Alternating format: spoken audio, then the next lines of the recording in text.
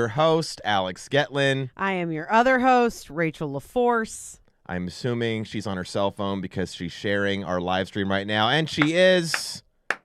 Guys, thank you so much. Thank you. So I think I shared it. I don't know. All right. Well, it's a work in progress. So look, here's the deal. If you've never seen our podcast, if this is your first time listening for some reason, we are comedians. We are engaged. We do this every Monday, 5:30 Pacific, 8:30 Eastern, with a bunch of fun stuff. We have a guest booked. We told him yesterday, confirmed last night, said, hey, buddy, 5:15, I want you at the studio because we're going to go live at 5:30, even though it's 5:37. We started a tad late. He's on his way, allegedly. Hopefully he's here. I will introduce him when he arrives. I love that you just threw him under the bus. You know, we like straight up could have been like, oh, yeah, it's just you and me up top. And then like, here's our guest. He deserves the truth. I know. Well, now I want to know because he said that there was some sort of emergency. He would let us know what happened. Now I'm like, yeah. Did you fall asleep? Is that what happened? No, because he texted me like an hour ago to confirm the address. So I don't know. So something weird did happen. Yeah, it must have been. Weird. Anyway, but let's, we have so much to tell you guys. This has been like the busiest 2 weeks of our lives, it feels like. Yeah, I would say for COVID times, it feels super bizarre. You want to take it?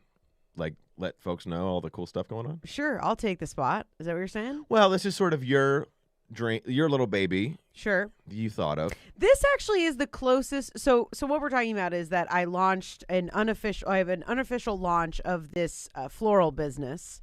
But the best part is it reminds me of what it'll be like when I'm just giving birth to an actual baby. Yeah. Because I have to do the majority of it, but it's way easier being able to do it with you. Do you know what I mean? Yeah, Like I could have started this flower business without you, but it'd be a lot harder, sure, you know, but like totally. I could do it. That's how it feels about having a baby. Like I could raise a baby. I'm a grown ass woman. I got a lot of skills. I could make it happen. Okay. Now it's a lot easier knowing that I can do it with you. There's somebody at the door. It looks like they have a package. That's okay. Do you need something? I need to deliver something to 1837. So does that mean that's the suite number on the door? Is that what this is? This 1837? No. So does this mean this is the suite number on the door? I would assume so. Yeah. All right. Bye, Well, thank that was you. weird. Just so you guys know, this studio is in an office with a lot of different offices here, and some random person we don't know just knocked on the door and asked us about where to take her mail. Well, especially because nobody's in the office right now because everybody's working from home. Because that's what's like, why would she have knocked on our door? We're probably the only people in the building right now. Listen, everybody wants us. Do you understand? Wait, hold on. Our engineer, Joey, you can talk in the mic if you want. Do you have a mic set up for yourself? I was going to say, I thought that was your guest. Oh, yeah. Oh. Because, he thought it was the guest. That's why he opened the door. All right. See, Armando, Anyway, all right. So back to the baby. All right. The flower baby, not the... Yeah, so what I'm saying is I could do it solo, but it would be way harder. So yeah, so I had thrown around this idea for a while. We were coming back from Atlanta and, couldn't sleep. So I'm up on my phone, which is why I couldn't sleep. You know what I mean? Put your phone down. And and I discovered this like flower cart. So it's literally, like Eliza Doolittle, I don't know who that is. My Fair Lady. I don't know what that is. What? I've heard the phrase. I don't know what is that or who is that? Okay. Wow. There's so much coming at me. Okay. So hold on real quick. Joey, our engineer, do you know what My Fair Lady is? See? But all Joey, right. how old are you? 23? 27. Okay. She's Wow. 27. Look at that. Okay. Also two dudes. So My Fair Lady was I actually don't know if it was, I think it was a play first and then a movie. Mm-hmm. And Eliza Doolittle is this woman who is like, she's got like the cockney like this and she's out on the street and she's just like selling flowers. Can you sell flowers like that when we have the cart? Hello, welcome to Atwater Village. It's me, Rachel. This is me cart. I can make you anything you want. Just a few toppings. You know who that reminds me of? Do you remember the character Nellie on The Office? She's in the last 2 seasons. We haven't gotten there yet. No, because I'm not watching those. Those aren't real. Like once Steve Carell's out, I'm done. So real quick, we're rewatching The Office. So that she's a character that sounds just like that. Okay. Yeah. Okay. But anyway, so the updates, we're going on a lot of tangents here. What I wanted to share with everyone. Because you said you didn't know you didn't know about My Fair Lady. Neither did Joey. What's the woman? Everybody loves her. They say that like Oh gosh, hold on, stay with me. She's Audrey Hepburn. Mm-hmm. So Audrey Hepburn played Eliza Doolittle. But what I was meaning to say, because you know how everybody like quotes her, I'm like, she didn't say that. By the way, my dad called me out. He goes, I can't believe that Alex didn't know My Fair Lady. Rachel, your accent is awesome. Thank you. It is awesome. Thank you, Dad. Shout out to Bob Gatlin. But you know what I mean? Where everybody quotes Audrey Hepburn as saying everything. They're like, catch a falling star and put it in your pocket. Audrey Hepburn. I'm like, she didn't say that. Yeah, she didn't say that. You know, Marilyn Monroe didn't say that. There's a lot of funny. James Dean didn't say that. There's a lot of funny Instagram accounts that have fake quotes, and then we'll just put like, you know, Marilyn Monroe. Oh, I do that all the time. Or Mahatma Gandhi. It's my favorite thing of like making up my own quote, and then put. That's so great. Michael Jordan. But what's really cool, this is what's exciting. So we kind of got to this point because you're very talented. Well, thank you. Your designs are incredible. People love them, and it's been a passion for you to like dive in, right? And the other thing too is you and I both have never had like regular jobs. You know, we're actor, entertainer, writer, creative types. So we've always been pursuing that as adults and had a lot of different gigs. And I mention that because we've always kind of worked for other people with gigs we don't care about, and we've had times where we've been let go from things that were like all up in the air, etc. So I think this is great because you were like, why are we working for other people? This is so dumb. We can make our living right now working for ourselves and building something while still chasing I can't even speak correctly. Well, you're at a 10. You can slow down. Well, because, you know, you had a gig that was taken away because of COVID. I had a gig that was taken away because of COVID.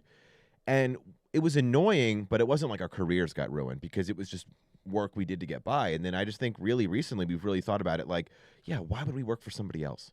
Of course we should work for ourselves. We have skills. We can...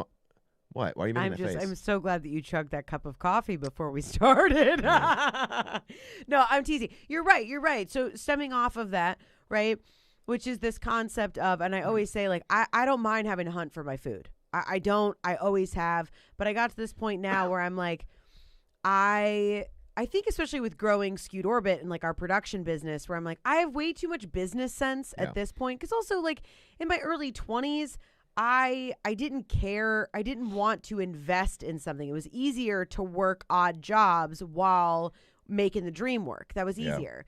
Now at 34 and looking towards starting a family, like, I don't have time to like have managers who don't know what they're doing or run around to a gig and then it was somewhere else, or like, I don't have time for that, you know? And the biggest impetus for me, which is even when Hollywood resumes or whatever it is, you know, it's like you'll get on a show for a little bit and then it either gets canceled or, you know, you're in a writer's room for a few months and then that show goes on hiatus. So even when you're at optimum working speed, there's still always kind of like lulls or you don't know what's next. And I'm like, I want to build something that can grow with me and with us as a family and is something that is still creative and is an extension of myself and gives back and offers like an actual product. Totally. Builds community and is something that's like incredibly low overhead. And so it just kind of like fell into our lap because I'm like, I want to be able to like, as I continue to sell shows and doing things within, you know, the industry, I also want this like second income source, which I never really thought about because I was always like, oh, well, I'll buy like real estate. That's like what I'll do. But it's like, even that is like, it's not, you know, my parents know it's not as simple as like you buy something and then you just. Right. Like it's a lot of work. Listen, anything worth doing that's going to bring you like profitability is a lot of work. It's simply where do you want that energy to go? And at least with this, like when I'm going to pick out the flowers, it's like a visceral, like fun experience. Yeah. I'm thinking about like what is going to make somebody else happy? What are things that I'm naturally attracted to? And then when I get to actually do the design, it is a creative process.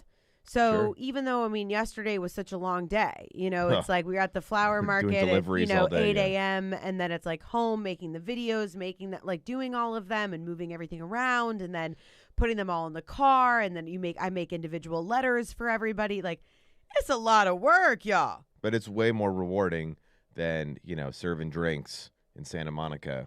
Well, yeah, because people actually are excited about what you're giving them. And, you know, that's what I always say. It's like the product is flowers, but what I'm really selling you is an emotion. I'm really selling you a state of mind. Mm-hmm. And like with my weekly batches, you know, where I'm making 10 and then it's like once they sell out for that week, then like you have to wait till whatever the design is for the following week. But I'm creating them from a place of kind of dreaming something up. So like this last week was Let's Have a Ball in honor of Lucille Ball's birthday, right? So there were like pinks and oranges and yellows.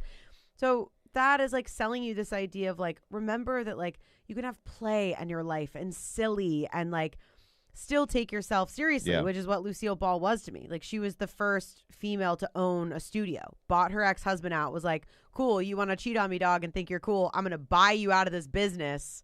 And I'm going to keep it moving. How much would you love to play her in the biopic? I would absolutely love that. I will receive my blessings. I feel like you look similar enough where it could be 100%. I mean, I guess someone else would have to play her when she's really young, but you could do her at, you know. Yeah, they'd give me some contacts and then just contour my nose.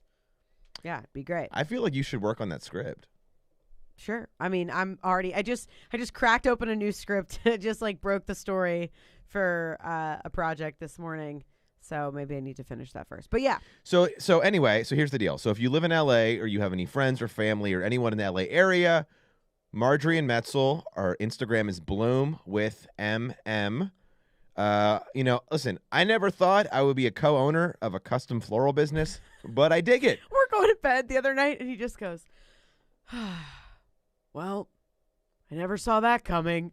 Like, you know what? I actually have been watching like YouTube videos now about like floral arrangements and learning about different types of flowers. I'm into it. Yeah. I don't hate it. Like, the business, like if I got really busy and had to do other stuff, we could hire someone to do all of my stuff. Right. The business is your designs. I don't know how to make the designs, but I'm slowly like picking up little things like, oh yeah, I see. Well, okay, I kind of dig it, you know? Yeah. It's cool. I mean, again, it's crazy to me, and this is something like I always say to people. It's like when you're trying to make something work, pay attention. There's a difference between like things that are just hard, right? Like wanting math. Yeah, For fractions. Yeah, for both of us. Hard. I know. Our poor children. They're gonna be like, we need help with our new math, and I'm gonna go, well, then you need a new mom. I don't know. You know what I mean? Like, it's not gonna come from me. But yeah, I just think that it's exciting because it's something that I can share. Yeah, I'm just going to interrupt. Is the man of the hour here? Our guest is arriving. Joey, can you grab him? Yeah. He's down. He's going to come to the parking lot. Thank you. Our engineer, Joey. Guys, give it up for Joey. Woo! Joey. Let me just text Armando. So. But I think something I always like to remind people is like pay attention to the things that kind of come and flow. Like I was saying, if this business and how easily it's come together would have been like a dude, if someone was like, how's it going? I'm like, it's actually going like really well. Oh, you know what I mean? Like that's if the floral business was a dude you met at a bar and you're like, I'll hook up with him and see where it goes. And and then I'm like, I don't know. He's like kind of great. Wait, that's kind of like how we met. Remember? I know, but I was trying to make a joke. I ruined it. Yeah. Okay. That's all right. Is that what being married is? Ruining each other's jokes? I hope not. No, but I'm serious when that's the way I feel about this business. No, like, I get it. It's all like. Well, I will say I'm surprised. I'm not surprised at how good your designs are and people's interest, but I am like happily surprised at how quickly it's like taken off. That's what I mean. Like I realized it had been a while since I had like touched base with my dad. He's a contractor in Arizona and works all the time too. And so, you know, I like caught up with him today and he's like, wait, so tell me what's going on. So you're doing it. And I'm like, yeah, I'm having a floral cart built. We got this thing. And like, look, I got a new floral fridge. He's like, so you just like, it's going. And I'm like, yeah, within 2 weeks, I was like, here's the thing I'm just going to try. I'll see if anybody's interested. And I sold out 5 bouquets in 3 hours. Just from posting on Instagram. I have like less than 3,000 followers that like half of them live in Atlanta. You know what I mean? So I was like not thinking that quickly. And then, yeah, I did 10 batches last week. Sold out on all of those. But what I love, what you pointed out today, flowers, what a great business right now, you know? It's nonpartisan. It's non-denominational. Yep. It's appropriate for virtually every occasion, sadness, happiness, celebration, just thinking of you, get well. Who doesn't love flowers? Like, unless you're allergic, I can't think of something, like a way that, like, this would not be something that would work for you. But it is where, like, Armando, our guest of the hour who's coming, he did an order for his girlfriend, and then was just kind of working on some branding stuff, like just kind of like messing around, and then sent me this like incredible logo. And I think he just thought he was, like being a homie and just kind of making something. I'm like, whoa. Like, this is spot on, exactly the vibe. And just how interesting, like, quickly. And then we FaceTimed, for like an hour last night, talking about the whole like brand and how we're going to build it. And also being like, hey, be here at 5:15 for the podcast. Right. Well, but yeah, like, just doing all that. So how quickly, like, that kind of pulled in, and, everybody that's buying, and then with like building the cart, having the finances show up to do the cart. Like, yeah, I will say I'm a little bummed. So, we've been trying. So we're things are going great. We have our stuff figured out. We're having the cart taken care of now. But we were trying to figure out ways to, scrape together some funds to pay for this custom floral cart. And, you're very big on like, just put it out there. The universe will send you your blessings. And I'm usually like, that's ridiculous. But I've been trying to be more optimistic about it. So I got an email a couple days ago from one of my old bosses. Hey, Who Wants to Be a Millionaire is casting for the new season. And I submitted, and they called me right away. I was so excited. They did a speed quiz. I got 18 out of 20 right. Without, like, right away. They did an hour-long Skype interview, and I was talking about, like, yeah, if we win, my wife and I can, like, put it into our new business and buy a home and start a life. And the girl was like, oh, this is great. This is great. And they didn't call me back. I didn't get it. So I know, but I was this close. But I also love that for you, like, you were like, yeah, maybe this is the universe. Yeah, sign me up. Like, literally, I had just finished. How cool would it have been if I got on Who Wants to Be a Millionaire? Would have been awesome. Now, if you did well. But you don't have to get to the end. You can, even if I won like 10 grand, that would be plenty to get us started. If I got to 50 grand, I would just quit. I'd be like, listen, I got 50,000. I'll probably keep 35 after taxes. That's enough to put this into the business. I don't need to try and go for the million. It's fine. And it would have been a great story. Well, and I always know when you're revved up because, like, you know in Super Mario when you catch the star and it's like that's Alex most of the time. Oh, stop it. I'm not gonna. You'll wake me up. So sweet. Hi, honey. Good morning. I love you.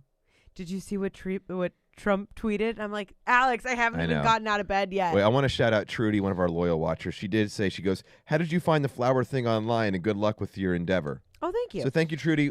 Trudy, you were so sweet. We love hearing from you. And also, by the way, if any of you guys are watching live, feel free to like chime in and comment. I love like interacting with people that are watching live. So it's great. And I think our guest is here. Here he is. Hey! Oh, bum, bum, bum, bum, bum, bum, bum, bum, bum, bum. Here he is, Armando Torres. Everybody. Woo! We'll let him get. We'll finish the flower chat. Let him get set up real quick. Dude, look at those like sweet kicks. Yeah. I know other folks can't see. We made fun of you a little bit for being late, but there's headphones behind you if you want them. Yeah, you're all good. While you get set up, we'll wrap this up of Trudy. So on Pinterest, because I've been looking up stuff, obviously, again, we had to switch our wedding. We went from a 200-person wedding to a 20-person wedding. And so aesthetically, everything changed. Like what wedding dress I was going to get, everything shifted. And so I was trying to figure it all out. So I was on Pinterest, and then there were like these floral carts that were popping up. And I'm like, well, wait a minute. Like I could do that. So that was where the idea spawned. And then, I named it Marjorie and Metzel after my grandmother's because my mom's mom, my grandma Mickey, but Metzel, she said one time, because she said, honey, I don't know why my mom thought to name me Metzel. Everybody at school, they called me Metzel Pretzel.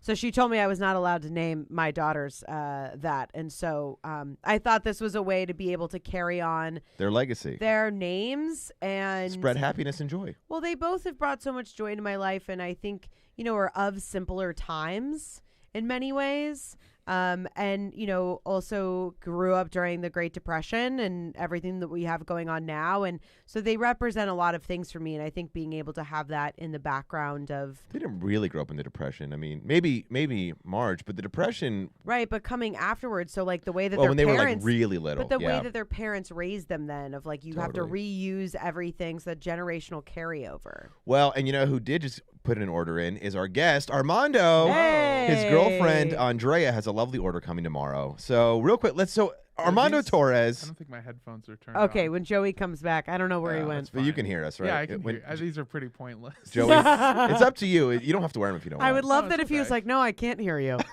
If they're not on, I can't hear you. So Armando Torres, our guest today, super funny comedian, one of my OG buddies in the LA comedy scene, and the host of Cult Podcast, really popular. You guys are... Didn't you just hit like some crazy amount of downloads? I just keep writing congrats. I feel like every time you guys post, so I know that good things are happening. We a while ago, oh boy, I don't even know how that sounds so stupid and shitty, but we hit 1 million downloads a while ago. Which is pretty nice. I think his headphones are off. They are. I brought my own headphones. I don't know if that helps, or if that makes it better, or if that makes it more difficult. Then this is fine. Yeah, it's okay. But you got 1 million downloads. Oh, I could hear you. Oh. Hello. It's like. Are they just out. going in and out? Yeah. Oh, yeah, we've had some headphone issues. You sound okay on our end. What do you think? There we go. I fixed them. I did it. All right. Okay, sweet. Hey, there we go. So 1 million downloads. Yeah. That's incredible. So the podcast is only a couple years old, right? That's only like 2 years old? Yeah, the reason I said that a while ago it happened is because I've lost all sense of time. I think it's been going for 3 years. Okay. But it might be going for 3.5. I can't remember. I know that I think August is like a big month for us. Maybe in terms of like the founding of everything. I can't remember off the top of my head. I think at least 3 years is what I would say. Well, what I love so if you're even remotely interested in cults, check it out. You just type Cult Podcast on, Spotify or Apple Podcasts. There's a few different cult podcasts, but the one is like yellow and orange. That's you guys. But I like it because it's like there's a lot of great info, but it's very silly and funny. It's not. Yeah. And I love how most all of your reviews are 5 stars because like, oh, it's great, it's fun, whatever. And then there's these dorks that are like, there's too much banter, not enough cult talk. It's like you really had to take the time to write a 1-star review. That was really necessary. That always boggles me how it's just like, what did you just read the fucking Wikipedia page then if that's what you wanted? But like, also, we're not a documentary. Also, like, just don't listen to the fact that it's not that people didn't like that you guys do bits and stuff in between. That I understand, but that it's not that your fucking bits suck. That I get. No, people have different tastes. It's just that like a lot of people took the time to write a 1-star review because they thought there was too much jokiness and not enough specifically cult talk only. I just don't understand the comment section At all? much at all. Yeah. You know what I mean? If you go to a restaurant and you have subpar service, maybe say something. But, when it comes to art, I'll tell you what, I don't get it. Someone's like, yeah, not for me. Okay. Yeah. That's something I didn't need to know. Right. We've gotten so many of these, like we'll get occasionally these like I don't even want to. I would just say that they're not alt right. They're just on the right. And so they've been like, oh, hate the political talk that they've been doing, and all our political talk is just like, hey, don't let this become the next Nazis. That's it. Right. Really, in the most simplest of terms, just like if you see something bad, maybe say something about it. Leave a review on America's podcast, if you will. Hey. Listen to that. That's a good idea. Well, but here's the thing. I don't think you know this. So you guys have had lawsuits from cults against you. Yeah, we have. We've had. Oh my God. Yeah. We've had. It's never gone to like full like court or anything because a lot of these places are very just like litigious in the way of like, we just want it to go away because they don't want it to go to court either. Right. Yeah, but expose what a cult they are. Yeah, exactly. Because then it's worse for them in the long run. But it's worse for them exposure wise, but it sucks for us because we don't have the legal team to like back that up. Sure. But we've had the first one that happened was the first one that happened is a cult that I still can't mention legally speaking, but Yeah, I know, right? Yeah, it's very stupid. It's a current like one of these like kind of like workshop-y places where you go and you like you're supposed to do workshops with them and sort of learn in like a forum-y section at like a landmark time in your life where you're supposed to like learn stuff about like how to be a better person. Rachel's so intrigued. Yeah, but I know, but I was gonna go. Are you just talking about college? That's kind of a the cult. cult that I feel like you're talking about. Come yeah. here. We're gonna teach you things. yeah, and you'll get a cool sweater out of it. Yeah, exactly. And confusing pride. Yeah. I told Armando, he did my other podcast a while ago, Thin the Herd, if you want to check it out. We talk about this stuff too. And I told him they should do an episode on all the improv schools here in Los Angeles. Yeah. Oh. I mean, that's basically. So the thing is the group that we covered was essentially at now. It is that. It is really just like, this is a group that does some kind of just like love bombing and then tries to teach you like the inner secrets of life, but it's not religious. Okay. But it came from a group called EST that I can talk about, and that group is essentially like the prototype for all of these sort of like self-help seminar type groups, where they would you would show up and you would stay there for like a week or whatever and do these seminars every day, and then they wouldn't let. So first of all, you would show up and they would just like make everyone get on stage in front of like hundreds of people, and you would say like the worst thing about yourself inside. Like you would say like your biggest fear. I'm so angry right now, Armando. and then the whole just because Rachel's so against that kind of stuff. I'm like, as you should be. It's so dark and unhealthy. First of all, if you want to see a bunch of people say shit about themselves on stage, go to a stand-up show, okay? Yeah. Like go to an open mic and hear it. Like no, hear go dudes, to roast battle. Like, yeah, well, the difference is there were hundreds of people. Sure, in the sure, yeah. but they were still about as funny as an open mic. Nah. But somebody would say something that they were really feeling bad about, and at that time, it was usually like it was usually centered around like a sexual hang up. So somebody would go on stage and just be like, I think I'm gay. And then they would have the entire crowd just be like, gay, gay, God, and just that is yell so at awful. you to be like, I hope that your fucking neighbors from the studio are just like, what are they doing? But yeah, they would tear you down physically. Well, not physically, but emotionally, they would just tear you down. And then they would love bomb you, which is this thing of like, but we love you. We accept you for who you are. You know who else does that? Pimps with their hoes that they manipulate. Yeah, exactly. It's I'm sure that they would both. That's like a classic. I know. Okay. Yeah. What you should have said was sex workers and illegal managers. Right. Whatever terms I'm supposed to use. Yeah. But yeah, that is essentially it's very emotional manipulation. That's what it boils down to. It's them saying the world doesn't love you, and these people came in here with these hangups. That's why they can say like, oh, it's wrong to be gay. But then they're like, but we love you, so they're confirming your idea that no one loves you except for them. Yep. Yeah. You know who else says that to their supporters is our president. Yeah. I mean, that's a big thing. I know it's a little different, but well, no, it's very much so. Every person wants to feel persecuted. I know that sounds stupid, but they feel like if they're persecuted, it makes something about them special. well, I think it's in our DNA to feel like we're in a battle of some kind. Yeah. That there's, it's human nature. There's good and there's evil, and you want to be on the right side fighting for. I mean, that's why we love Star Wars and all that shit. Yeah.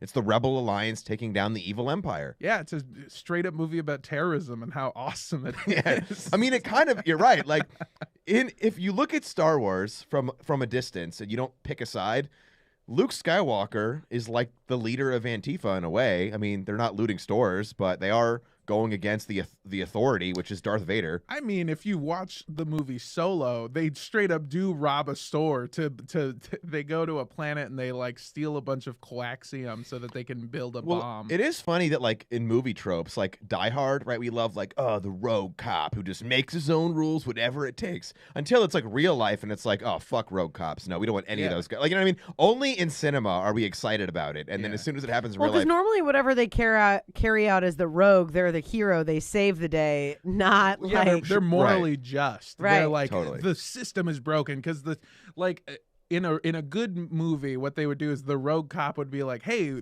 we're a bunch of racists and we need to fix this, and they would go like outside of jurisdiction to fix it, but then take a step back. That's just Chris Dorner. That's what he did. Yeah, but that's not good for you know who Chris Dorner was? Yeah. Not to get too dark, but anyway. But there's one thing that I know you've mentioned. So you guys have an attorney that like works with you to help protect you. So following up on that, so if they tell you that they just give you like a cease and desist and then you just stop talking about it, is that what happens? In the past, when it's happened, what we've done is we've gotten a cease and desist and we have just taken the episodes off. And there's some legal ramifications in terms of like, we don't talk about them. Like we won't mention them again. Like I said, I mean, if you go back and listen to what I just said about describing them, I very much just said who they are in terms, but I didn't put them in the right order. Anyway, you know. Right. But we can't talk about them anymore, or if we can, it's kind of dicey. That's why a lot of times we wait to cover the more relevant cult until after there's been an other lawsuit, until there's been like we covered a group in Australia where this woman basically did what we do, where she talks about she talked about the cult, but she was in the cult.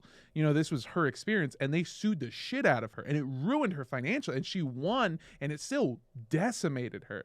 But it was because she was able to do that, we were actually able to cover the cult. Did she sign like NDAs or something? Is that how how could they sue her? I don't remember the full details of it, but essentially they were like, this is defamation, this is libel, this is slander, and she was like, no, it's not, this really happened. And they were like, fucking prove it. And so they went to court for just years, because they have everyone's money, so they can, and you guys know, you can make court shit last forever if you want to. Yeah, but that's what's so crazy to me about cults. I'm going to butcher it, but I used to have a joke basically talking about when I first moved to LA of like, feeling really alone, feeling lost, feeling like I came here for a reason, and I was like, I realized I found myself, and I was like, I'm just really looking for a community, but not only just a community, I'm really looking for a mentor, because I just really need something to believe in. And I was like, and then I was standing there and I'm like, oh my God, I was a cult leader's like wet dream, because it's like, that's the whole thing. That's why Scientology preys on actors.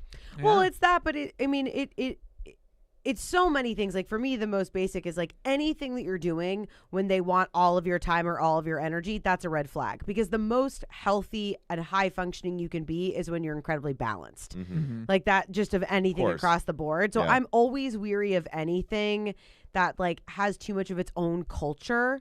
Like even I'm not saying that like CrossFit is a cult, but saying like even like something like that where it's like anything that has its own like language and style and like anything like that, I'm like, oh, I don't know. Well, that's kind of that need for tribalism that we all have, right? But it toes a line where like have you guys seen The Art of Self-Defense with the Jesse Eisenberg movie? You know what? You've told me to watch it, and I haven't seen it yet. It's a great movie, and without giving too much of it away, it is a guy who feels alone and like helpless, and so he starts taking a class on self-defense, like a karate class, and they kind of go into how some groups where they teach you to defend yourself have these kind of cult-like atmospheres about it. And when you watch it, it's a very dark comedy, and it's very good, and I don't want to say anything else because it'll give something away. But essentially, one of the things that we do in our podcast is we kind of cover groups that are outside of what you would consider like a cult. Like we've covered the Bloods and the Crips, the Latin Kings. Yeah, those are fascinating. Thank you. I will say, if you're interested in like the nuances of gangs, and I had no idea how the cult elements. It was really incredible. Yeah. So you'll find them. Just type them in the search bar. It's also it's a very. What's interesting to me, especially looking back on it now, is especially we really get into it in the Latin Kings, but they pop up because of a lack of policing, because of a lack of people that were on the side of minorities. And it started with the Irish, or maybe it didn't start with I think it was the Irish, and then the Italians came in, and the Irish were like, we got a new one. And then people just kept coming in, and until eventually... They just keep passing the buck of like who's the shittiest group to get kicked around. Who's the new kid? That's it. And so, cops they didn't police in certain neighborhoods, and so these groups had to form like clubs to be their own police force, their own community watch. Interesting. And so like the Latin Kings essentially or initially rather started as a group that would further the community. Like they did a lot of good things because they couldn't even like the Puerto Rican people that started it, they couldn't even go to church. Like the churches were like, you can't cross this color line into this area. Wow, that's crazy. So you can't worship. And I don't know if you know anything about Hispanic and Latino people, but they love Jesus Christ. Like, they fucking love Jesus. Yeah, you guys are like hardcore. Is your family pretty? Well, my grandmother on my dad's side, apparently sometime in my childhood converted to Jehovah's Witness. Oh wow. Yeah. So did you try to bring you with her or no? No. Oh yeah. No. I honest to God, I think she just has so many grandkids. She was just like, how can I give less presents? Funny. Dude, that's so funny, dude. Anymore. Yeah, yeah, before that she was very Catholic, and we would go to like Catholic Spanish mass, and I always thought that was funny because my grandma would take me to Spanish mass, and she was like, for Jesus, and I was like, I don't fucking understand Spanish. But what the story I've heard you tell, and I would love if you remember it to tell it for Rachel and our listeners.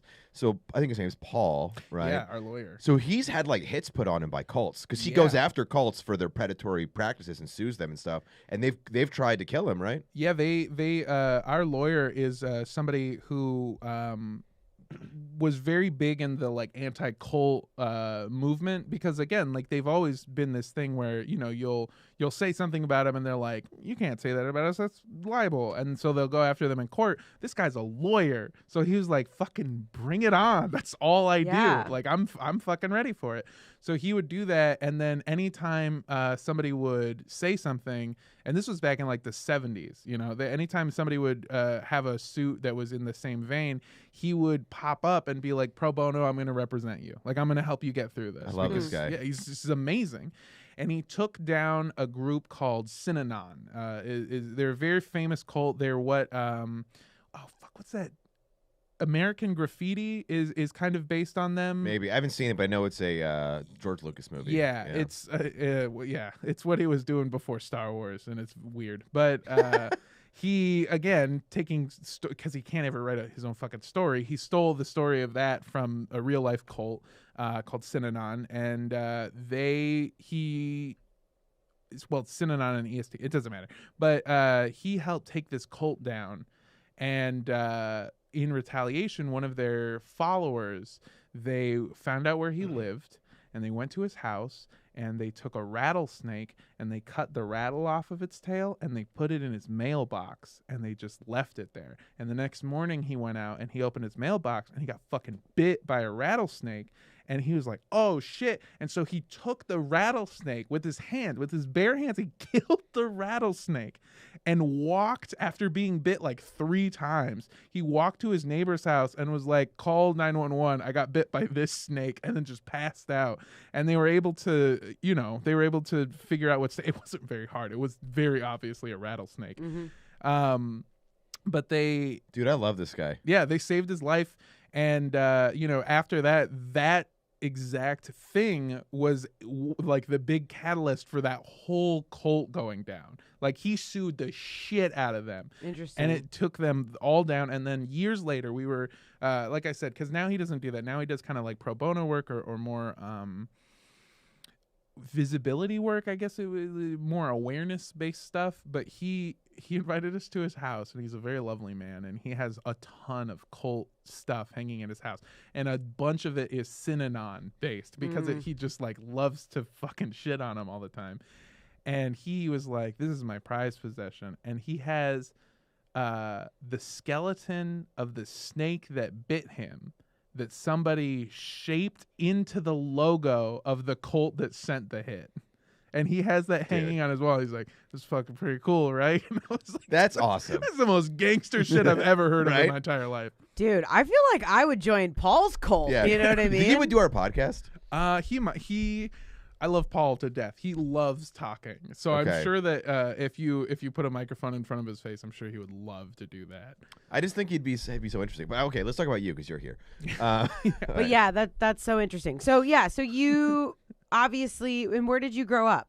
I grew up here in Los Angeles. Okay. I'm very lucky to not have moved here. Like I often think I've told Alex, like I think about what it would have taken for me to have moved from anywhere to Los Angeles. I don't think I would have done it. Like, I grew up here, so I know my family's here. I have friends that grew up here. If I really Alex knew I was sleeping in my car for a few years. I had and on my couch for off and on for quite a few weeks. But I had so many resources here that wasn't even like a big struggle for me, you know? Yeah, to give you guys a little backstory. So Armando and I met in 2016, 17, something like that, when we were both working in the call center at a comedy club out here. Yeah. I won't say which one, but I'll just say someone else described it as the Burger King of comedy clubs. And I feel like it's the most accurate way to describe. It's fine, but And then it was the two of us, another guy who lovely fella, but he was a convicted felon, and this was the gig he had post getting out. Oh my God, that guy had he just like sometimes he always called you Little Big Homie. Little Big Homie. He was great. He's actually like a sweetheart. Like he's a really nice dude. Sometimes he would show up to work and he'd be like really tired, and I asked him once, I was like, "Hey, are you like hungover or something?" He goes, "No, man. Today's the day I donate plasma for money." Oh my God. But then the other person, I'll just he said his name was That was the name he used to describe himself, and he wore a baseball cap that had the brim cut off. So it was just like it's like a real big yarmulke. Yeah. Stop. He was one of the most unique fellas I've met. Yeah. And they hired him. Oh, he was our manager. Yeah. That's not real. Swear to God. Yeah, he was. God. You called him that's what we had to. That was his name. He said that was his name. That was his name. Well, I think that was his chosen name. I think that. Yeah, of course. But I think they let you go, right? They fired me. Yeah. Hold on. Straight up fired you. Fired you? No. How did that go down? No. Complained about me. got fired. The job, rightfully so. Yeah. Okay, look, we're gonna shit on here, but like I was a dog shit employee. Okay. It was also a terrible gig. We basically called everybody on their call list saying you won free tickets, and Yeah. and you weren't good at it. I quit like a few days after you because I was like, this job sucks. I was good at barking. That was the thing. Is like when you get me face to face with somebody, and I'm like, let me sell you on this comedy show. Barking. If people don't know, it's when you go like if you're walking on the street and somebody's like, you want tickets to a comedy club? That's what that is. Yeah. They showed it. It's most famous in Crashing, the Pete Holmes show. And, they have a bit in that show where, like, he tells people, they tell him, like, say Jerry Seinfeld's going to come. And so when that show came out, I was barking. And so people would be like, oh, I saw Crashing. That's so funny. One night when we were doing this show, Jerry Seinfeld legit was going to come and pop in. And so they were like, tell everyone that and sell tickets. I couldn't give away a single fucking ticket. Yeah, nobody believed it. They were like, no one believed me. No one believed me that fucking Jerry Seinfeld actually came. I was so pissed. I thought I was going to make a ton of money. I think people were mad because they thought you were lying. Yeah, they were. People were angry at me. They were like, don't do that. That's rude. I was like, don't do that. Just structuring you. Yeah. Well, to be fair, if you're just like walking through like the mall in Burbank and some random guy is like, Jerry Seinfeld's coming, they're like, dude, fuck you. Yeah, you're already sad you're walking through the mall in Burbank. You know what I mean? You got enough problems. Yeah, we don't look professional either. Like I looked basically like I look now, but I probably smelled worse. It's like actively homeless. Like Jerry Seinfeld's coming to Burbank. For those of you who are just listening and you don't know what Armando looks like, I think you've described this yourself, or maybe someone else has on a roast. You have like the body of like an NFL linebacker and the face of a kindergartner. Yeah. It's so funny. With a beard, though. That's so funny because we've only physically met one other time. We did a show. We did Alex's show. Oh yeah, Dirty Money. Mm-hmm. And so, but yeah, when I was just like listening to you speak, and I was like, this man has the most angelic face. Those eyes just tell so many stories. That's so funny now hearing you say that, because I was like, I'm just like entranced by this face. Yeah, you have kindness in your eyes. Yeah. You're what, 6'5"? 6'5", yep. What, like 250? Thank you. 300? I don't know. Last time I checked, 330. 330. Now, but have you lost a lot of weight? Have you been on a wellness journey? I have been, yeah. So the easiest way to explain it is a couple months ago, because now it's August. Yeah, so a couple months ago now, in June, towards the end of June, I was, I guess it's just 1 month ago. I don't know why I'm splitting hairs here. A while ago. This is what I told you, man. I lost all sense of time. I have no idea what COVID will do that. Yeah. Well, and you and Andrea work from home, so it's like... Yeah, we rarely leave home. That's what we've been trying to do more of. But in the end of June, I started having a lot of panic attacks. And then it just kept getting like worse and worse and worse. And then I had like a big one where for like a whole day, like I couldn't do it. I threw up. I passed out. Like it was like physical. It was, as panic attacks often are, or they feel. But this one was legitimately like fucking with my ability to be a person. And so I moved temporarily from my house to my mom's house in San Diego. The panic attacks didn't have anything to do with my relationship. Andrea at that time was going physically to work, and I could not be alone in the days. And my mom was working from home, and my mom lives in, again, beautiful San Diego. Do you have a cat or something? We have a dog. Does that help you calm down or not really? I'm gonna say that people are gonna hate me for this. I'm not the biggest dog person in the whole world. Okay. I grew up. Really? I grew up with cats. Like when I was a child, we had cats. I love cats. I also That's think why I thought you had cat. Your mom has cats or she something. has 2 of them. That's yeah. why I thought. Okay. And yeah, I love the kind of the what's it called, the laissez-faire. Just like, yeah, you're here. Okay, cool. You gotta earn their affection. Yeah. You don't get it. The dog doesn't give a shit. A dog will bark. Our dog specifically barks at everyone, and then you open the door and he's like, "What's up, dude?" He's not gonna stop anyone. He's fucking sweetheart. He's me, but a dog. Yeah. So he's cool, but it's he's also not. I didn't grow up with this dog. I don't really know him that well. I don't know his loves and likes, but. I needed somebody to be there because there was one time where like Andrea left and I called her like an hour after she left and I was like, you need to come home. Like I cannot be here on my own right now. I didn't it wasn't like suicidal or anything. I just like legit couldn't. I was having trouble functioning. I understand. You know who actually can relate incredibly well to everything you're saying? Rachel LaForce. Yeah. I've only had, so I, up until a couple months ago, similarly, so this must have been something in the water. Mine was also in June. I'd only had one other panic attack. And at the time it was like finals, my junior year of high school, or no, sorry, my junior year of college. Mhm. My boyfriend at the time had just left for rehab. Like all of this stuff had come out that he had been like really using, and I had like no idea that, like, I knew to a certain extent, but I had no idea like, oh, you knew something was wrong, but I didn't know that he was like shooting heroin when I like wasn't around. Like I had, and so all of this stuff came out, which was like obviously traumatic and very difficult. And then I'm also like, I love this person. I want like for them to be okay. So almost as quickly as he showed up was as quickly as he left. So now like he's gone. I was in this like specialty program. I was supposed to be like walking into like this major, like theatrical audition.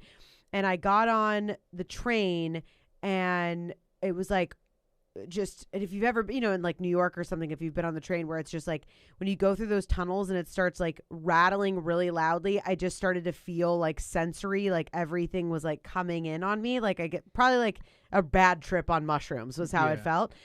Anyway, had a panic attack and then maybe had like a few other like small incidents after that. Never had another problem. Had a lot of anxiety for a long time. Now I can identify it and kind of keep it moving. But when we were home, and there's all the like COVID stuff and everything like that. And we were living with 2 other people because they actually live at our house full time in Atlanta. So we were there and I'm very sensitive. I'm like, I'm an empath and I'm an intuitive. So I pick up what other people are feeling. And if I'm not good, I have to be like, that's how they're feeling. And although I know how they're feeling, it's not how I'm feeling. Like separate the two. So I think I was picking up a lot of like everybody's unsettled energy. We were living with somebody who's a nurse. And so he was experiencing a lot of paranoia about like getting COVID. And anyway, this was like in the early days of COVID, but nobody knew. So he was like in the hospital for work. So he come home and he's like, nobody touch anything, clean everything. I don't know what's going to happen. So we were like leaving our shoes outside, like all of this stuff. And anyway, I was at Marshall's. And I was standing in line and I thought maybe I started to get shortness of breath because I had like my mask on. And then it like spiraled. And then the first one, like I had convinced myself, I started taking these new supplements. I'm like, oh, it must have been the supplements. That's what it was. And then the next day it happened again. I was like, babe, probiotics are not going to cause you to have that reaction. But I didn't. Y'all ever take vitamin B? Woo! Yeah. But for real, like the next Can you imagine? it happened again. And it was, where you feel like you're dying. Yeah. And that's where I was like, okay, I'm panicked because I'm like, if they're all the same symptoms as a heart attack, but I'm like, I also know this just happened to me yesterday. The most bizarre thing was, the next day Alex had left to go visit another friend, and it must have been separation anxiety or something, because like he was like my tether, but most of the time we're together so often I'm like, yes, please go somewhere else and share your energy with the world. I will be fine. But Fair. I did, like, as soon as he left, and I like cognitively knew, I'm like, this is his only time to see his buddy. Like, I can't be like, I mean, I could have, but I was like, I know I'm strong enough. I know now it's just a panic attack. But I would not wish them on anyone. No, yeah. I don't know how to describe it other than exactly what you said. It just feels so much like you're dying, like it's like everything You feel sucks. powerless, right? You do. Yeah, and that's I don't it's very complicated to say, but I think that that feeling is worse for me because I've very rarely ever physically or emotionally even, but especially physically, feel helpless. I'm very big, so I never feel like, I always feel like if there's something that goes wrong, I'm the one that's like, if a plane goes down, it doesn't matter who's in the emergency row, like I'm carrying people out, Got it. And so to not have that, and especially when Andrea, my girlfriend, we live together and everything too, and she was having to go physically to work at the same time point, and so she felt very much the same. We were wearing gloves, we were we were sanitizing everything, not with hand sanitizer, obviously, with like real shit, but we were taking every single precaution. We were getting food home from like a delivery service, and we would like double bake it, and everything. And we still do stuff where like if we order Postmates, we don't take the bag inside. We open the bag outside, leave it outside of our apartment door. We take the stuff, and then and nothing touches like where we sleep, where we do anything. We were like that in the beginning, and then I think we just kept reading that like surfaces are not as.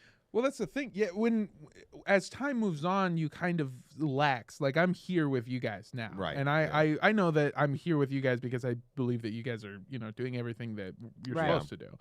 I mean, it's like driving. You make it as safe as possible, then you take the risk. Yeah, and Andrea felt very negatively about the outcome or the outlook of the world, if that makes sense, of like where things were heading and the trajectory that we as a nation, but also we as a couple, or like, again, not in a relationship sense, but like financially speaking, where we were going. And thankfully, because this story isn't about that, that's very much changed, where like, now we're looking into seeing like how she can stop going to work and make her dream her job, and we're very close to doing that. Amen, dude.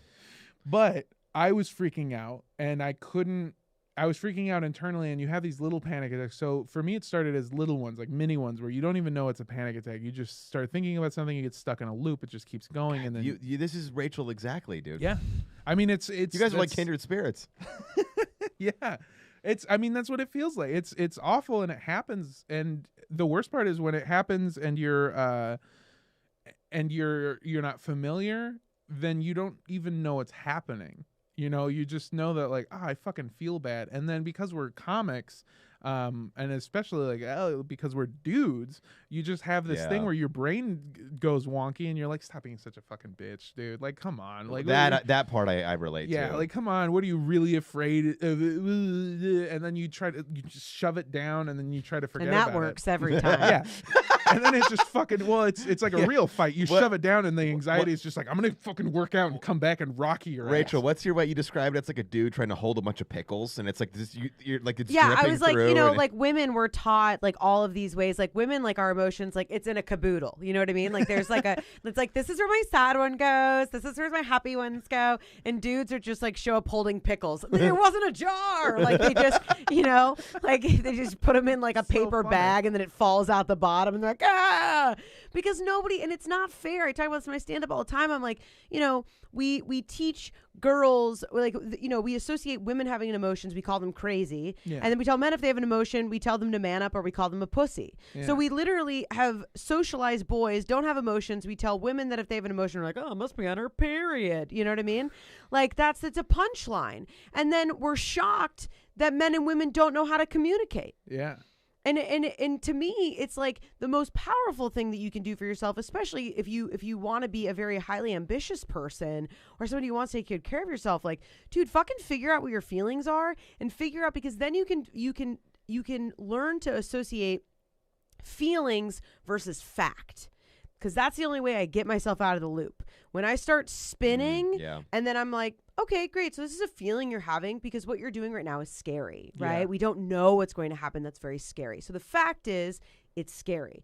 But your feeling is temporary, and it's not real. And then that way, it's like you're giving yourself ownership, because there's the scary ones like that, but then there's also the good ones where it's like your feelings are literally there as like your internal GPS. It serves to tell you like where to go and where not to go. I mean, we literally used to be animals, and it's like that's how you protect yourself. And yet somehow we've taught people like, no, don't listen to yourself. Watch the Kardashians, Yeah. And well, I also the problem for me was that my anxiety stems from the fear of losing consciousness after death. The fear that like once you die, that it's just it. That's it. That's it. And so like the worst part is I started calling therapy. So my insurance has this thing called a behavioral health hotline where you can call 24 hours a day. And there's always somebody on the other line. So I started calling them and I was like, hey, I'm afraid that about what happens when I die. And they're like, well, that's not going to be today. And I was like, you don't fucking know that, first of all. And second of all, don't. Pretty presumptuous hotline. Yeah, it's going to happen eventually. And they were like, yeah, well, I mean, like, you weren't conscious before life. And I was like, I know. And it freaks me the fuck out, dude. Yeah. And so the way that I've been describing it to people is what I hated was everyone I called was like, well, that's a very common fear. So you're not crazy to feel that way. And at a certain point of hearing that like the 100th time, you're like, well, then I feel like I'm the only one who's not fucking crazy. Yeah. I feel like I showed up at a village and then I saw a dragon attacking and I was like, what is that? And they're like, oh, that's the dragon. I mean, it's going to come for you eventually. It's not going to kill you today. Interesting. But it's going to kill you eventually. And I was like, dude, well, maybe like, is that a problem? Should we be looking into this? And they're like, well, a lot of people are afraid of the dragon. It's not weird to be afraid of the dragon. Try to think about, before you came to this village, you weren't afraid of the dragon. And it's like, well, fucking kill the dragon, dude. Dude, that's such a great way to describe it. And I feel like the dragon could be so many things in our society, I know we don't have a lot of time left. I do, and it relates to this. It's because I'm so late. Well, no, but we also, like, we have an hour, you know what I mean? Okay, Like, we do a tight hour. I don't want to keep Joey here real late and our viewers watching at home. We haven't done a Rachel Learns the News in a while. A lot of times in our podcast, Armando will do different segments, and one of them is we pull up the news. But there is one news article, so that top link I sent you, Joey, if you could pull that up, because this is something with a lot of anxiety going on in the world, a lot of different events, crowds gathering, people at high tensions, and this is fun here. So, Rachel, you want to read that? Oh, I saw this. I read all about it. Rachel, read this headline for us. Caesar, the no-drama llama, works to keep the peace and comfort people at Portland protests. Wait, Joey, can you scroll down so we can read this a little bit? The therapy llama and llama activist has attended more than 10 Black Lives Matters protests and more than 50 marches for other causes. Yeah, so this old guy is taking around this very like chill llama named Caesar, basically to de-escalate what could otherwise be very high, intense, anxiety inducing and violence inducing scenarios. First of all, the first line of this article is, this activist is really sticking his neck out. And it's just like, fuck you. Where is this from? Is this Portland? No, the article. I'm sorry. People.com. Oh, well, that's why. It's on People. Dude. But honestly, all of the ones we read are like that, and it's I know. it's It is. overwhelming. I just saw this. I was so tickled by it. It's like, But also, Caesar's owner's name is Larry McCool. So, boo. I mean, no. First of all, but also look at him. Like, of course, that's Larry McCool. Oh, Are yeah. you serious? He heard about Joe Exotic and was like, I really got to tone it down. I just think like that. What a great flex, Like how I would love to see like the next wave of protesting. Like people start bringing out like peacocks and elephants and other like animals they can get their hands on. Can't be mean in front of a llama. It's just it feels wrong. It feels bad. I mean, dude, that llama is huge. That llama's fucking. I don't know if I've ever seen a massive. llama in person. Now I think about it. Oh, I have. They're big. They're big boys. What wouldn't it be cool? You know how there's like police on horses if the protesters got like camels or something, some other animal they can ride. Llamas. Or llama? Can you ride a llama? I'm on a llama. I don't know if you could ride a llama. Can you ride a llama sounds like a children's Here, book. I'm gonna Google it right now. If you give a protester a llama. Oh, yeah, exactly. That's so funny. While we're here, though, I actually did have something. Oh hell yeah! I brought a gift for you guys, a little housewarming gift. Well, if that you is will. so kind. Well, you are the house guest this week, even though you're a little late. We still love you. That's how I am. So somebody sent these to us. A listener of Cult Podcast sent these to us. and I brought them because I thought they should go to one of the manliest men I know, and so I've brought you Pringles. Okay. Wendy's Baconator flavor. Oh, hell Stop. First of all, they exist. Second of all, they're vegetarian. Interesting. I don't know if you were wondering that. Well, I'm not shocked because I doubt they'd use real pork in the. But that's cool. Okay. Yeah, they're definitely not vegan, but they are vegetarian. That is so funny, and I love that somebody Look at that. That's our first housewarming gift. Yeah, Armando, thank you. You were the first house guest on House Rules to bring us a housewarming gift. So thank you. 5 of them. I love this. Oh, you already opened it? Much. Yeah, they're definitely opened already. Oh, okay. I'm gonna try some. Yeah, try it. So really quick, do we have 10 minutes, Joey? Are we okay? So really quick though, These are good. I would rather. They're good. They're weird. You try them and they taste like a fucking burger. It's you like Wendy's? You always get their chicken sandwiches. Yeah, the spicy chicken sandwich is that's the most consistent thing I had in my life for a long time. Are you kidding? Dude, I just found out my fucking mom. My mom is a vegetarian, and the other weekend. She goes, hey, you know how when you were a kid, we used to eat a lot of like fried chicken sandwiches? And I was like, yeah, I loved them. And she was like, those were all vegetarian, bitch. Oh. No way. I was making you veggie burgers and you had no idea, bitch. Your mom said it like that? Funny. Yeah, she did. Wait, oh, really? You've never met my mom? No. Yeah, she's my mom's very funny. I like her a lot. That's that's good. Yeah. So I just wanted to quickly shout out to what's her name? I'm not gonna say your name. Okay, Armando's mom. She's a professional. All right. So you were experiencing all this. So what tools have you found for that feeling of? Because I can't, honestly, for me, I can't allow my mind to go to those places like what you're talking about because I won't come back. Like I told my mom, I dropped out of a philosophy class when I was 18 because I was there and it was the day that it was like, if this is a chair, how do you know? And I was like, yep, fuck it, I'm out. I cannot do that. I'm not doing this for 18 weeks. You know what I mean? I am a fragile psyche. There is, the problem is that there is no way out of it. I would categorize my life as the time before this happened and the time after it happened. Where now, whatever I do, there's a constant thought process of this going in the back of my head. And because your two options are, I've been doing a lot of reading into death. Your two options are denial or complete acceptance. And your third option, obviously, is to walk the line between the two, which is what... That sounds ideal to me. That's what you should do. Yeah. Well, so complete acceptance is doing like what Ram Dass does and what Buddhists do, where essentially you're so accepting of what's going to happen, you reach true enlightenment, so spend your whole life doing nothing. Like, give it all up. Like, just stop. Just stop living and just be one with the universe. And so, like, I listen to that. You got to eat. Well, you can eat, but the Buddhists, like some Buddhists that, you know, they talk about in specifically that Ram Dass talks about in his lectures is like they meditate all day and they sustain themselves off of 2 glasses of milk. What an awful No, don't do that. That is a terrible way to live. Exactly. I'm like mad thinking about that. I felt the same way, especially as somebody that loves I'm like, food. ugh, milk? Yeah. Exactly. You know what I mean? Really? Yeah. No Come on. grapefruit I'm juice? lactose Something fun? intolerant. Jesus. Yeah, Like, exactly. you're gonna kill me way You can't have a faster. sandwich once in a while? Like, yeah. And so there's this kind of what I've found is the most helpful for me is that every single day for me is a new day. Every day is a life for me where I'm like, I'm going to live today and everything that happens within today exists in today. So like if I have a bad day, that's a bad day, but it's over. And then that's the end of this day. And I feel like living every day and really acknowledging and being there. And something that you do a lot on your Instagram is the manifestation or the intentions rather, the intentions for the day.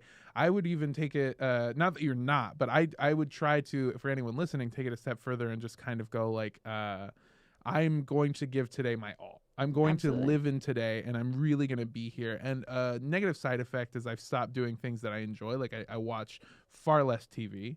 I play 0 video games. I really do a lot less recreational stuff. I wake up at about 7 to 8 in the morning. I walk for 3 miles, and then, which was something I didn't do before. Yeah. Alex will tell you, I eat like shit. And I did nothing. And then I eat hard-boiled eggs, wassa crackers, cheese, goat cheese, and tomatoes. And then Sounds delightful. It's amazing. And it's a very low-calorie. I did not realize how similar you and Rachel are. Yeah, I mean, well, that's the thing, right? Once you freak out and you start getting into this, like, a lot of, like, Eastern philosophies and also just kind of, like, like you said, the thought process of like, if I have to do nothing all the time, if I'm accepting it to the point where like I'm just going to try to be one with it, and that's also if you want to take it a spiritual route. But if you're going to accept it, if you're going to accept it and not be spiritual about it, what you're saying is we're all going to die and nothing here matters. So do anarchy, because fuck it, because why care? Because like you said, we were animals. Well, I'm here to post to you that I think we still are. Like we've invented religions for denial, to have something to fall back on. Sure. But I think that the real way to do it is to live every day to the fullest. And I mean that just by like when you go to sleep, sit in bed or sit in a chair or sit by yourself and recount your day. Tell yourself every single thing you did, and your day will start to seem, if it seems empty, then you go like, oh, that was an empty day. Tomorrow I'm going to do more stuff. If it was a full day, you're going to feel a lot of it. And, maybe like tomorrow I can do a little less stuff. And eventually they'll find this nice rhythm where you start to feel like the days are good. And you'll have weeks like this past week for me, it flew by because I did too much and too little. And it felt like the days flew and I didn't have that time.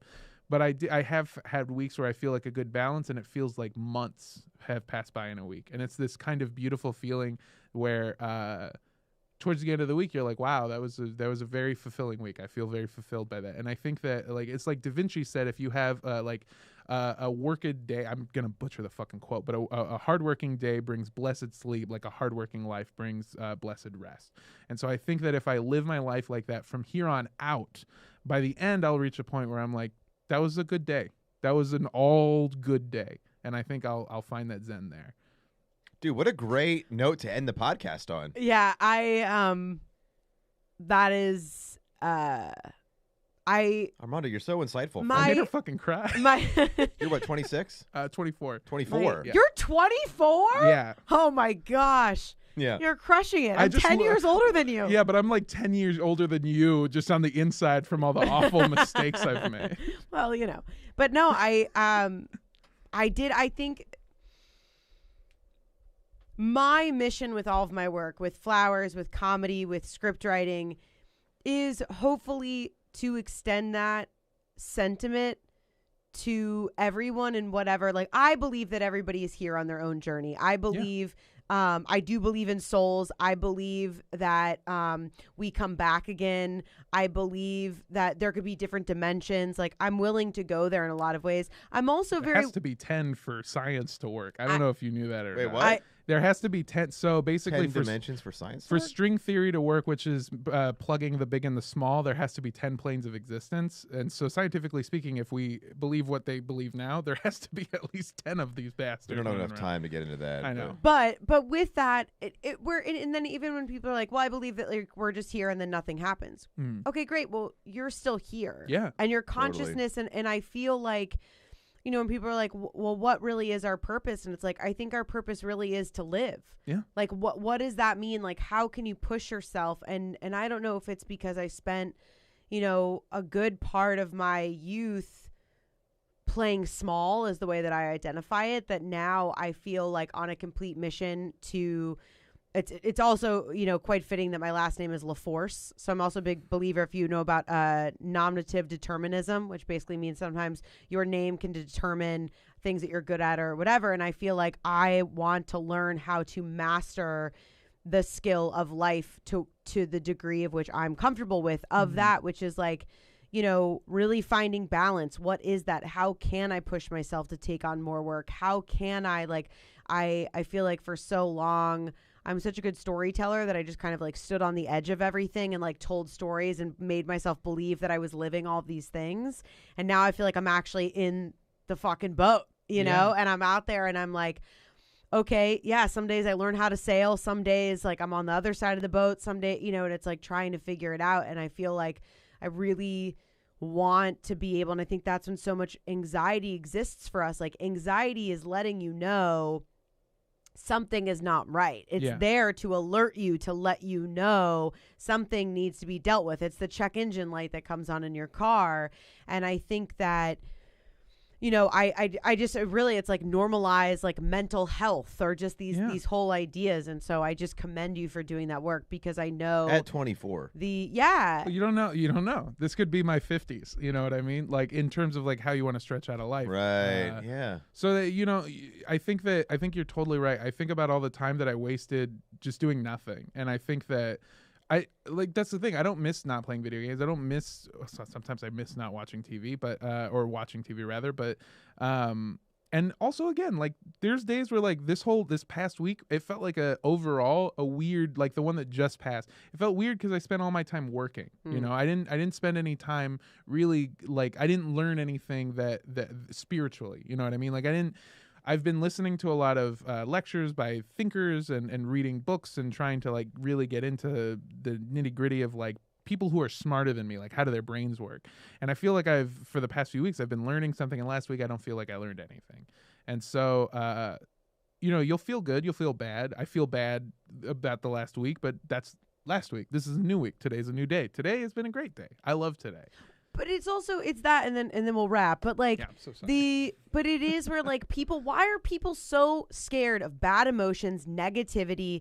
Like why? Like I don't know. Like for me, because I'm like, people don't want to go through the pain. I get it, but it's also denial. but it like to me, I'm like, gosh, the quickest way back to feeling good is to accept and embrace like, yeah, I screwed up. I bit off more than I could chew. Or like, yeah, this really sucks. Like I screwed up that relationship, or I totally self-sabotaged myself, or it sucks to accept that like my dad left, or like whatever these things are that we're dealing with. It's like now I'm okay, because if I have a bad day, I know it's a bad day because I had a really good day. I think one of the best things that I've learned in this whole experience is that, you know, that feeling when you're hiding a lie from somebody and it feels so like wrong and shitty and cheap. I'm so bad at doing that. I know. Yeah. It feels bad. It feels bad inside, even if it's like for a good reason, you know, it just doesn't, that's why I don't like surprises. But I realized that one of the reasons I felt so bad is because I was lying to myself all the time. I was lying to and you hold that feeling inside about like how you're doing, how things are going. You know, you tell like a little white lie here, a little white lie there, but you're really lying to yourself about how like things are. And once you kind of let go and really just like, I'm just at least be truthful with yourself, like have an inner dialogue going with yourself.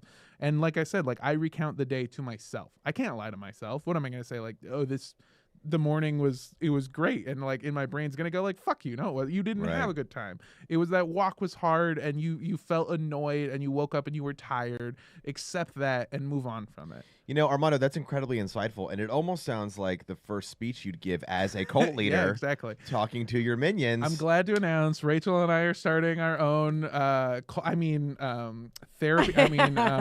Seminar. Well, guys, we got to wrap up. Armando, it's only 6 sessions of $17.99. We accept all forms of payment. One more time, where can people find all your stuff and all that, you know, good jazz? You can follow Cult Podcast on any place that you listen to podcasts, especially this great podcast. You can find me online at Mondo Does Stuff. That's MANDO Does Stuff on Instagram and Twitter. You still doing music or no? I am, actually. I've been, since this whole thing happened, I realized that music is very like freeing process, and so I've actually been working on a couple things. I don't know what I'm going to do with them, and I think that's kind of the way that I want to go into it, you know? Like, I know how the finished product is going to be, maybe, or in the direction it's going to be, but I don't know if I'm going to release it or just, like, have it for myself. All right. Sweet. Mm-hmm. Well, guys, we'll be back here next Monday, 5:30 California time, 8:30 New York time, live streaming per usual. 5:48 Armando time. Yeah, right, exactly. We have a great guest next. We have guests. We have a new house guest next week, and pretty much every week coming up. Once in a while, it'll just be us.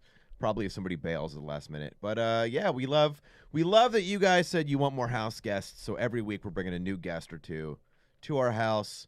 And as I mentioned before, one more time, our numbers are going up thanks to you guys. We really, really, really appreciate it. So if you could just keep sharing it with a friend or liking on Apple Podcasts, subscribing on Spotify, leaving a rating, all that good stuff. We super appreciate it. And for those of you that listen and watch and comment every week, we love you so much. And also, you can keep sending us in questions for LaForce's courses. Yes. We've got some good stuff coming up on that. And we will be bringing a few more segments back. So we're just kind of, again, in this idea of like living and playing, we're just going to kind of keep doing it and seeing as we roll. But you can always send all of that stuff to us. If you find a really good wellness or whackness, your girl loves those. So send them our way. But have a wonderful, wonderful week. Again, Marjorie and Metzel is our first official sponsor. So thank you so much to Marjorie and Metzel Flower Cart. Hell yeah. And is that it? That's it. All right. We'll see you next week. Bye, guys. Bye. Bye.